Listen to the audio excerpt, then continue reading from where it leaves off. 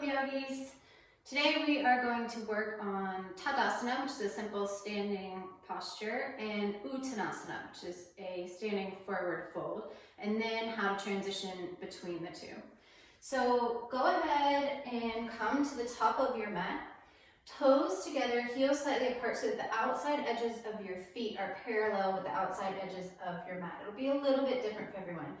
If you sort of feel like a weeble wobble with your toes together, you can move your feet hip distance apart. That's going to give you a little more stability, and it's so perfectly acceptable. So whichever you prefer, just making sure that the outside edges of those feet are parallel to the outside edges of your mat. And then engage your legs. So if you've ever been skiing, I like to say it's like that pizza move that they teach you to stop when you're a very, very beginner.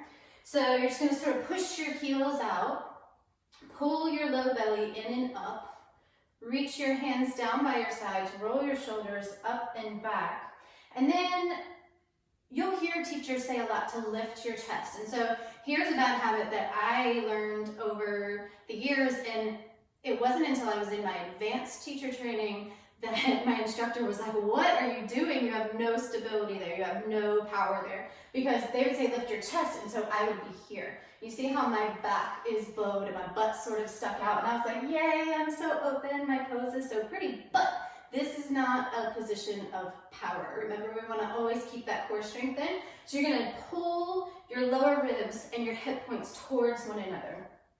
Keep that all locked in throughout your practice, and then draw your arms back down by your sides.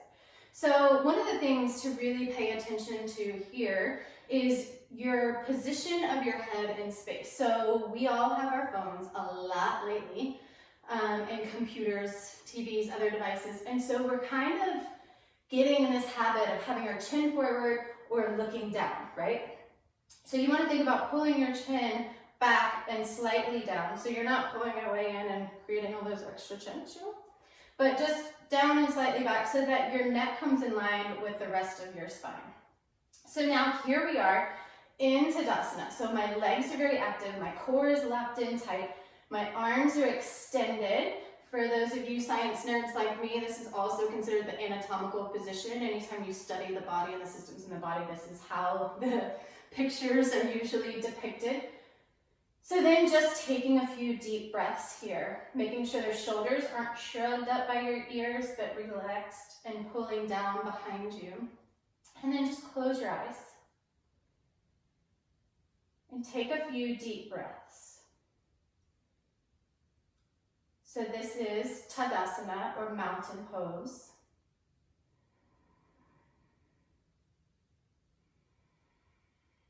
It's important to note that in yoga there's multiple traditions, multiple different schools, and sometimes you're going to see the same pose and it's going to have a different name. For example, I refer to this as Tadasana, or mountain pose. However, if you're practicing Ashtanga yoga, you'll hear it called Samastihiti, or equal standing pose. It's the same pose, it just comes from a different lineage. So if you hear someone say Samastihiti, they're not doing it wrong. It's just different.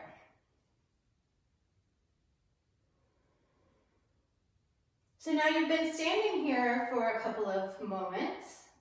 Notice where you sort of start to fall apart. So I know my legs will automatically, like my muscles, just sort of loosen a little bit as I stand here. So just see if you can re-engage. Push those heels out a little bit more, pull that belly in and up a little. And really reach down with your fingertips. So I'm not just standing here, I'm actively standing here. So this is going to work on your posture for sure. In addition, it can help with flat feet as you engage your feet and sort of lift the arches of your feet here. It can help to strengthen those arches so that you can get a little bit of lift permanently down the road if you're practicing regularly. And this pose, Tadasana, is the foundation for every other standing pose in yoga. So here you can get optimal alignment fairly easily. You can breathe fairly easily. And so you take those skills as you move forward and apply them to more and more advanced poses.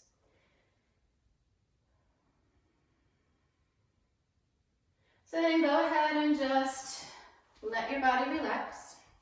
Let your gut pop out. takes a lot more to hold it in since I've been home on quarantine and eating all of the good food. I'm sure most of you can relate to that.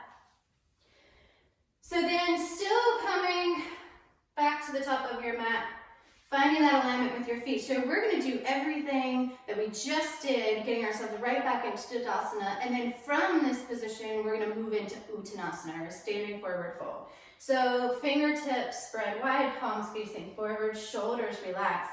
And then I want you to take your hands and you're going to find your hip crease. So the biggest or most common mistake I see people make when we do a forward fold is they try to fold from their waist. Your spine does not fold. Like, you guys have seen this. I know you're like, oh, I can't even touch my toes. Well, no, none of us can touch our toes. We're trying to bend from a place that isn't built to move that way. So I want you to take your fingers, find your hip crease. So it's kind of right here where your leg attaches to your torso. You're going to keep your fingers there, pull that belly in and up, keep your spine nice and straight. Sit your hips slightly back. You can even bend your knees a little bit here, particularly if your hamstrings are tight, which mine pretty much always are. You can sit your hips back, bend your knees slightly, and then hinge from that hip crease, from all the way down here. Notice how my back stays flat as I fold. And I'm going to bring my belly to my thighs. So I'm not trying to get my head to my knees. That causes more curvature in my spine.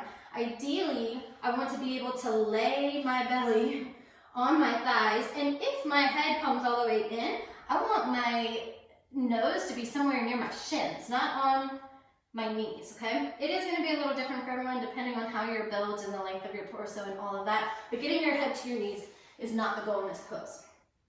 So I can fairly easily keep my fingertips to the floor, and that's a grounding action that I want to happen. If that's not available to you, I suggest blocks. If you don't have blocks, you can use a pillow. I've got these cushions over here. I could use one of those. You could use a stack of books.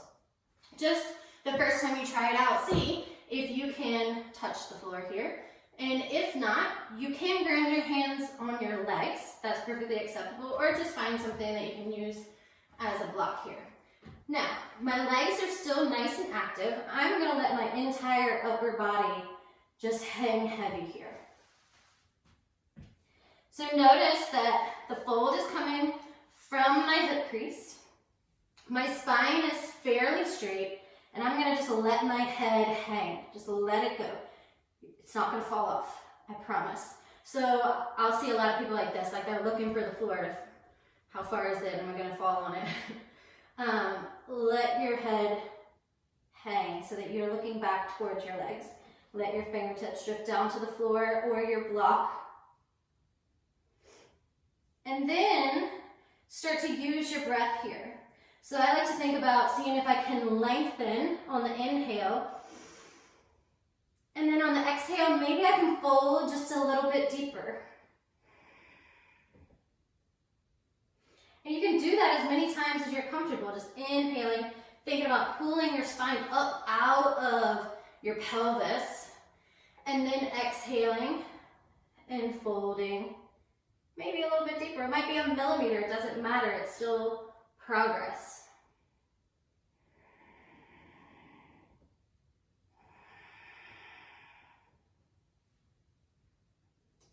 And then to come out of this Uttanasana, standing forward fold, I'm going to bend my knees slightly first. Look forward, sweep my arms out to the side, and come all the way up. Exhale, palms to heart center, and hands back down by your sides. Okay? So just one more time transitioning between the two postures. Maybe flow through 2 or 3 times. This is the very beginning part of the sun salutation sequence. So getting your Tadasana, getting your Uttanasana, the downward dog that we did a couple of days ago, these are all components to your sun salutation, which is the warm-up for most practices, not every single yoga practice, but mostly it's a sequence of poses that are designed to teach you proper alignment, proper control of breath, proper transitioning from one position to another, to warm up the entire body, to warm up the spine so that then you move into sort of the meat of your practice. So we're just putting together those building blocks at this point. So find your Tadasana, feet parallel, heels pushing out slightly, legs engaged. Teachers will use the cue, lift your kneecaps. I've even used it before, but to be 100% honest, I don't know exactly what that means. Like lift my kneecaps, I think I'm doing it, but I'm not sure. So that little pizza move to me does the same thing. So it sort of internally rotates your upper legs and encourages that lower abdominal engagement. And then remember to pull your ribs and those hip points towards one another. Tadasana, mountain pose. Deep breath in. Deep breath out. Deep breath in again. Bring your fingers into those hip creases. Keep that belly pulled in, spine nice and straight. Bend your knees slightly. Sit your hips back and fold, letting your belly come towards your thighs first. Let your entire upper body hang down towards the floor. Uttanasana. Deep breath in, lengthen the spine. Deep breath out, fold. Deep breath in this time, bend your knees, look up, sweep your arms out and up. Exhale, palms to heart center and all the way down to your sides. One last time, inhale your arms up. This time as we exhale, we're gonna swan dive forward. So hands out to the side, pull that belly in. Same thing here, hinging from the hips, sitting your hips back. Fold, Uttanasana. Inhale, bend your knees, sweep your arms out and up. And exhale all the way back down to Tadasana. Take a moment here. Bring your palms together in front of your heart. Bow your head towards your heart. Take a moment to thank yourself for creating time for a practice today, no matter how small. Take a moment to send your kindness, your love, and your light out to all the other people also practicing or not practicing. And take a moment to thank mind, body, and spirit for everything they do for you each and every day. Namaste.